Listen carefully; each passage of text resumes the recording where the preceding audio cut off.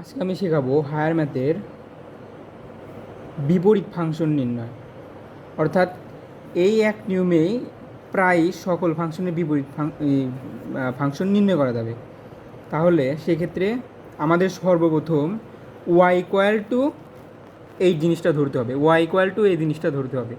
তাহলে এখানে ধরি বা মনে করি ওয়াই ইকুয়াল এই জিনিসটা function of x equal 4x minus 6 divided X minus 2। অর্থাৎ আমি ওয়াই ইকুয়াল টু এই জিনিসটা ধরছি।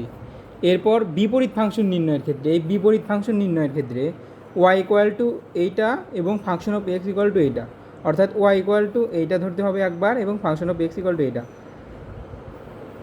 আচ্ছা, ওয়াই ইকুয়াল টু এইটা ধরতে হবে, ঠিক আছে, ওয়াই ইকুয়াল টু এইটা, তারপর দেন আবার এই ওয়াই ইকুয়াল টু এইটা এবং এই ওয়াই ইকুয়াল টু এইটা। তাহলে এই ওয়াই ইকুয়াল টু এইটা, এইটা, ঠিক আছে। তাহলে ফাংশন অফ এক্স বা এক্স ইকুয়াল এফ এখানে গুণ আকারে আছে, তাহলে ওয়াইয়ের সাথে কি ভাগ, Y divided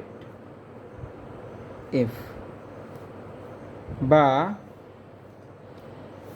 x equal 1 divided F into Y, ওয়াইয়ের সাথে ব্র্যাকেট দিলাম। এখন 1 ডিভাইডেড এফ আছে, একে আমরা কিন্তু এফ ইনভার্স 1 লিখতে পারি, ঠিক আছে। তাহলে বা এক্স ইকুয়াল, তাহলে এফ ইনভার্স 1 এবং ব্র্যাকেটের ভেতর ওয়াই, এখানে আমরা এটা ধরবো আগে। সুতরাং এক্স ইকুয়াল এফ ইনভার্স 1 এবং ওয়াই, এটার কাজ শেষ। আমি বললাম কি Y equal to F of X একবার ধরতে হবে এবং ওয়াই ইকুয়াল টু এইটা একবার ধরতে হবে, একদম ইজি। তাহলে এবার কী ধরবো, যে ওয়াই ইকুয়াল টু এবার 4x minus 6 divided X minus 2 ধরবো। তাহলে Y equal to 4x minus 6 divided X minus 2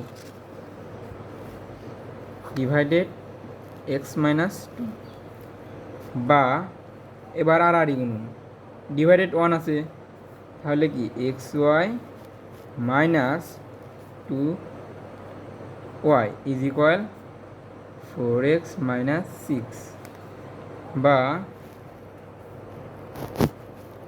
x Y plus 4x, অর্থাৎ এক্সগুলোকে আমরা এক পাশে আনবো, ঠিক আছে। তাহলে এক্স ওয়াই এর সাথে এদের 4x আছে, তার মানে প্লাস 4xটা যদি এইদিকে আনি তাহলে মাইনাস 4x, অর্থাৎ এক্স এককরণ করবো, তাহলে এবার দেখো মাইনাস 2y আছে এখানে, তাহলে ওইদিকে গেলে প্লাস 2y, তাহলে 2y মাইনাস 6। এইখান থেকে আমরা এক্সটা কমন নিব, তাহলে এক্স কমন নিলে কী আছে, Y minus 4 is equal 2y minus 6। এবার আমরা এক্স ইকুয়াল টু কী লিখতে পারি, 2y মাইনাস 6 ডিভাইডেড কি ওয়াই মাইনাস 4 লিখতে পারি।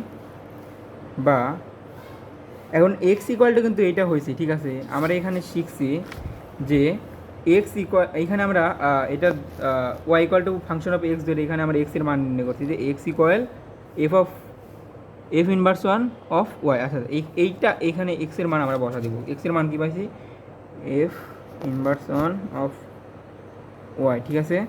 এবার যা আছে তাই 2y minus 6 divided Y minus 4। এবার আমরা জাস্ট একটা কাম কি, ওয়াই ইকুয়াল টু আমরা এবার এক্স দেবো, তাই শেষ। ওয়াই ইকুয়াল টু এক্স দিলে আমরা বিপরীত ফাংশন পাবো। তাহলে ওয়াই ইকুয়াল টু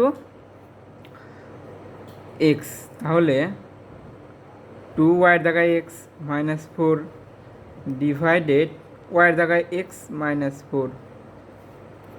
তাহলে সুতরাং এইটা কিন্তু বিপরীত মূলত। তাহলে যে function of inverse on x equal এই যে 2x মাইনাস কি 4 ডিভাইডেড কি এটা এক্স মাইনাস 4। মূলত আমাদের